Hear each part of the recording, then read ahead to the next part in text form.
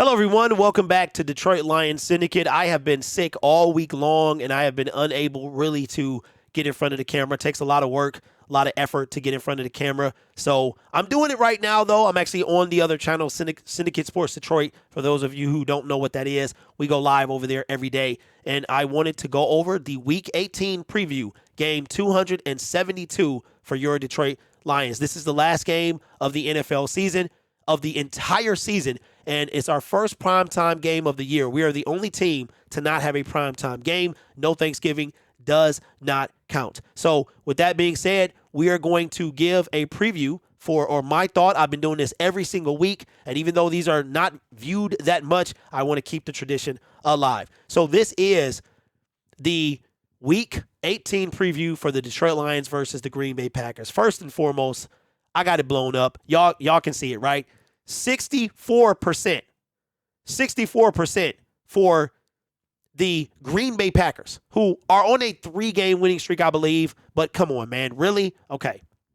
I know they're at home. I know blah, blah, blah. Aaron Rodgers, bad man. And I've said to you, I called this at the beginning of the winning streak for the Green Bay Packers, that you did not want to see Green Bay once they lost to the Miami, or they beat the Miami Dolphins. I told you what we were going to have. So put some respect on my name, because it's long overdue. All right. So 64% to 34% for the Detroit Lions. Jared Goff, 29 touchdowns, 7 interceptions. Aaron Rodgers, 25 touchdowns, 11 interceptions. Jared Goff has eclipsed the 4,000-yard mark, and Aaron Rodgers does not throw a ton. Early on, his receivers were dropping the ball. He does rely a lot on Jones and Dillon to carry the load, pun intended. Jamal Williams is going to eclipse 1,000 yards, and he needs 2 touchdowns to break Barry Sanders' rushing touchdown record for the Detroit Lions. So expect the Detroit Lions to rely on a very heavy running game to make sure Jamal gets it. I believe he has an incentive as well somewhere along his contract as well. And also, he has expressed his want to come back for the future. So hopefully Brad will take care of that. I love what he said yesterday. I like to talk about my business. Aaron Jones, 201 carries, over 1,000 yards, but only 2 touchdowns. When you see the discrepancy, you really appreciate Jamal's touchdowns. Amon-Ra St. Brown, 100 receptions, over 1,112 yards. To Lazard, that is his leading receiver, with 56 receptions for 747 yards. Now we're going to go down now to what I believe is the biggest probably injury update, is that Deshaun Elliott, our safety, is probably going to play, and that is huge. Now, it looks like Jeff Okudah might be out for the Detroit Lions. He has a new injury to his elbow. We don't know what the status is just yet. We'll learn about that more Saturday before the game, which is tomorrow. When it comes to, the Green Bay Packers are probably the healthiest they've been. DeGuara is the only guy that's questionable according to ESPN. You can go deeper, but we're not going to do that today. Points per game. The Detroit Lions score more than the Green Bay Packers. Points allowed, they allow more at 25 to 21. Total yards, they get more than the Green Bay Packers. Yards passing, they have more. Yards rushing, they have more. Yards allowed, they allow more. When it comes to the pass yards allowed, Green Bay only allows 208, and they allow 141 rushing. So we're not going to go over every stat. So on paper, the Detroit Lions should beat the Green Bay Packers, but we know that it's not just about the stats when it comes to not only football, but this team in particular. I truly believe that Aaron Rodgers is part of that. His great Lambeau Field is like the fortress of solitude, and he gets the more he plays, the colder it gets. I do believe he gets stronger because his head begins to swell more than probably any other quarterback in the league. The Detroit Lions, both teams are 4-1. The Detroit Lions are, coming off a one-game winning streak after winning 3 before losing to the Carolina Panthers. If you take that away, that would be 5 games. And the Green Bay Packers have won 4 games in a row. But here's what I want you to see.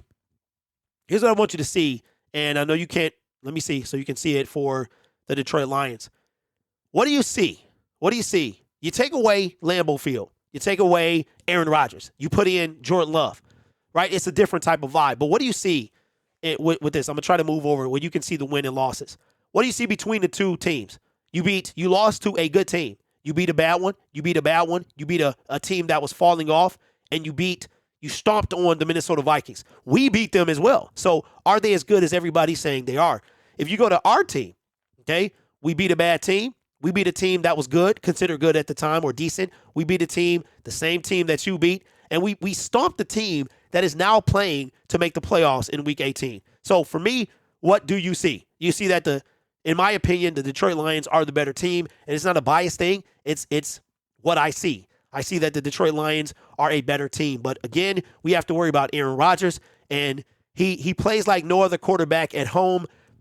He's starting to feel himself, so that could wind up being bad news for the Detroit Lions. So what do I think?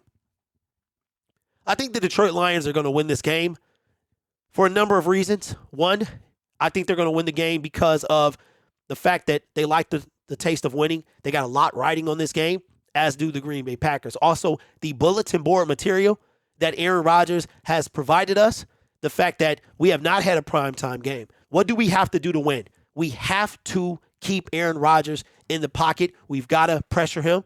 We also have to stop Aaron Jones and Dillon. If they go off, it is over. I'm not really worried about his receivers as much as I am him getting out of the pocket and also A.J. Dillon, right? We stopped both of them last time. Aaron Jones went out in that game. We don't know what's going to happen this time.